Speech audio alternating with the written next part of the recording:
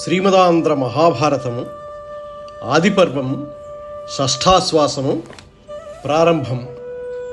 శస్త్రాస్త్ర విద్యాభ్యాసం పూర్తి అయిన తరువాత కురుకుమారుల విద్యానైపుణ్యాన్ని వ్యాసుడు, భీష్ముడు, విదురుడు, కృపుడు, శల్యుడు, శకుని, సోమదత్తుడు మొదలైన పెద్దల ముందు ప్రదర్శింపచేయాలనుకున్న ద్రోణాచార్యుడు ధృతరాష్ట్రుడితో ఘోరాస్త్ర శస్త్ర విద్యలన్ ఆరూఢతన్ మిగుల నిపుణులైరి కుమారుల్ మీరలు వీరల విద్యాపారము చనుటెరుగవలయున్ భవదీయ శభన్. భయంకరమైన శస్త్రాస్త్రాలలో కురుపాండవులు మిక్కిలి నేర్పులయ్యారు, మీరంతా వారి నేర్పరితనాన్ని చూసి ఆనందించాలి అన్నాడు.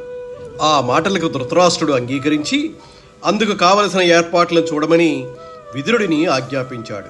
విదురుడు శాస్త్ర ప్రకారం అందుకు అవసరమయ్యే స్థలాన్ని ఎంపిక చేసి మిట్టపల్లాలు, పొదలు, అడ్డం వచ్చే చెట్లను తీయించి మంచెలను ఏర్పాటు చేసి మధ్యలో ఉద్యానవనాన్ని రంగురంగుల దీపాలతో ప్రవేశ ద్వారాలను ఏర్పాటు చేసి రంగస్థలాన్ని సర్వాంగ సుందరంగా చేయించాడు. పంచాంగం ప్రకారము మంచి రోజున ధృతరాష్ట్రుడు గాంధారి ముందు నడుస్తూ ఉంటే మిగిలిన 100 మంది భార్యలు వారిని అనుసరించారు.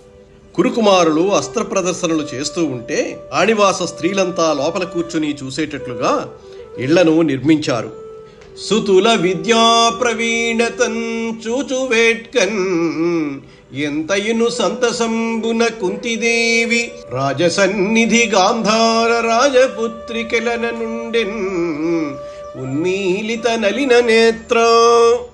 వికసించిన తామరపూలు వంటి కనులున్న కుంతీదేవి తన కుమారుల విద్యా నైపుణ్యాన్ని చూడాలన్న కుతూహలంతో ధృతరాష్ట్రుని దగ్గర గాంధారి పక్కన ఎంతో సంతోషంగా నిలబడి ఉంది.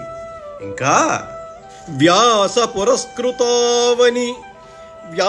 పురస్కృతావని దేవనివహంబున్ కృపశల్య శకుని గాంగేయ విదుర సోమదత్తాది భాసుర గురుబాంధవ మిత్రవర్గంబున్ అమేయ మంత్రి సామంత మండలేశ్వర సమూహంబును గాయక వైతాళిక ప్రవరులున్ తమ తమ నియమిత స్థానంబులందు ఓలిన్వుండిరి బోరన ఉలిసెన్ భేరులు అస్త్రదర్శనాగతాఖిల క్షత్రియ వైశ్య శూద్ర వివిధ వర్ణ జనుల కలకంబు ప్రళయకాల సంక్షోభితాంభోనిధి స్వనంబున్ పోలే చెలగెన్.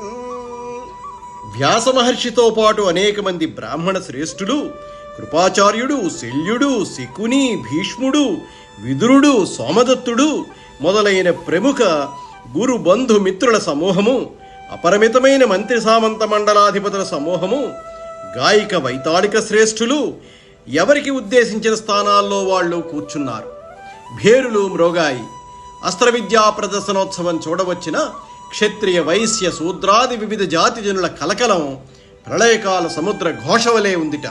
అట్టి అవసరంబున ఆచార్యుండు శుక్లాంబరాభరణమాల్యానులేపన యజ్ఞోపవీత ఫలిత కేశ స్మృశోభిత దేహుండై రంగమధ్యంబున అశ్వత్థామ సహితుండై విముక్త జలదజాల వయన్మధ్యంబున అంగారక సహితుండైన ఆదిత్యునున్ బోలే ఉన్నన్ అగణ్య భూసురవరేణ్య పుణ్యావహాచన అనంతరంబున.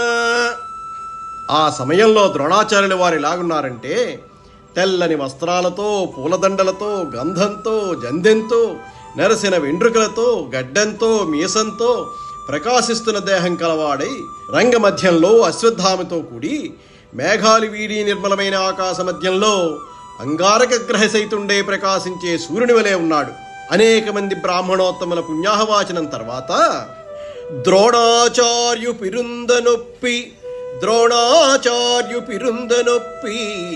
దృఢహస్తుల్ బద్ధ గోధాంగుళీత్రాణుల్ మార్గణ పూర్ణతూణులు మహాధ్వనుల్ కుమారుల్ తనుత్రాణోపేతులు రంగమధ్యమున అంతన్నిల్చిరి ఉద్యద్గుణ శ్రేణీరమ్యులు ధర్మజ ప్రముఖులై జ్యేష్ఠానుపూర్వంబుగన్.